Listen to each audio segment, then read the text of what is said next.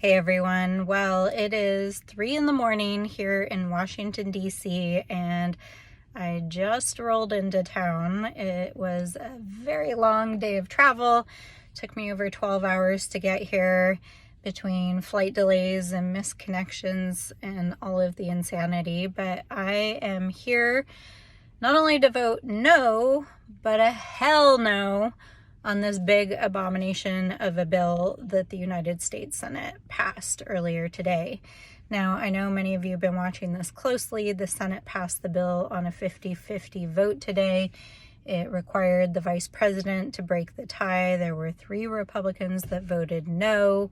And among the reasons they voted no is because of the economic and fiscal implications of the bill, which I'll talk about here in a moment.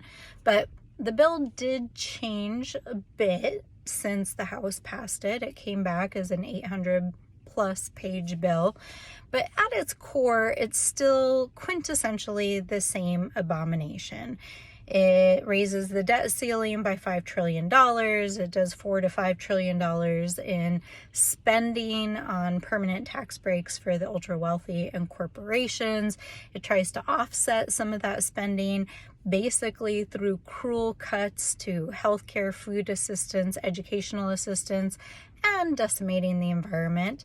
And it does it on the backs of working Americans. Now, much of it is the same and even worse.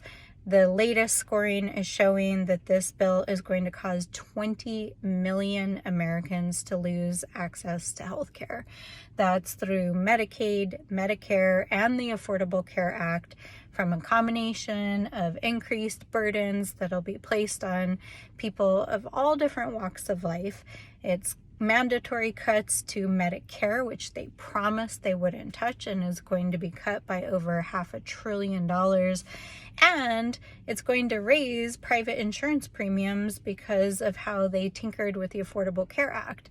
And because of all of these changes, it's also going to decimate rural healthcare systems and hospitals across the country, including in New Mexico.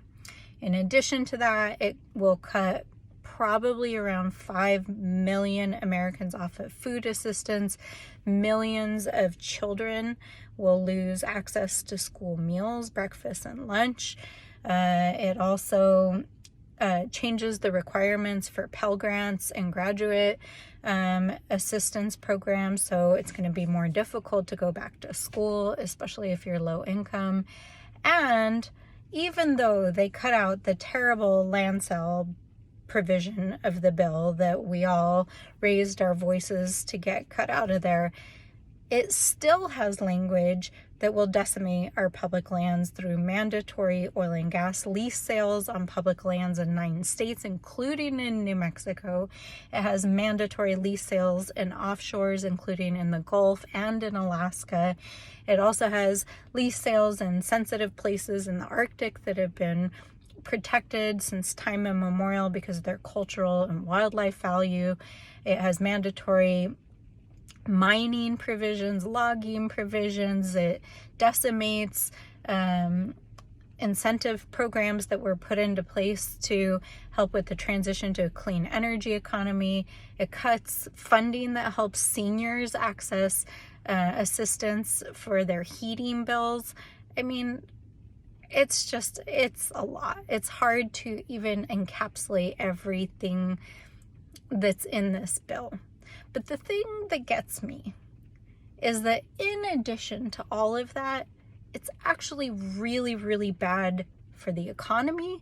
It's really, really bad for American economic stability. And even though some Americans may see a little bit of crumbs of cash back in their wallet for a minute, it's going to raise the cost of living, because when they looked at the economic implications of this bill, not only does it raise the debt ceiling by $5 trillion because of the amount of deficit spending in this bill and the amount of debt service, the billions of dollars that the U.S. government will have to spend to service our debt just to pay for these tax breaks for the ultra wealthy and corporations permanently. By the way, the tax breaks for Americans, for everyday Americans, those sunset, but the ones for the ultra wealthy and for the corporations are permanent. But to pay for that, they're going to do it through deficit spending. And no matter what economic modeling you use, it shows that it's going to increase interest rates, which means that it's actually going to increase the cost of living for all Americans and put the United States government on a path to more or less bankruptcy. So what is this all about? It's just kickbacks to Donald Trump's friends. Even the Republicans are talking about it, to their donors, to people that were able to get, defense money in there and corporate kickbacks. I mean, we're going to post a link to this bill. Just take a skim and you'll see the kind of kickbacks that made their way into this bill, and especially over in the Senate. So we got a long day tomorrow. I'm going to get a couple hours of sleep before I head back to the Capitol. But a lot more to say about this bill. But we're here to fight the good fight, to put up every possible barrier we can, and to try to stop these guys before they pass this evil bill. So we're here for the fight. And I will see you guys all in the morning. All right. Good night, everyone.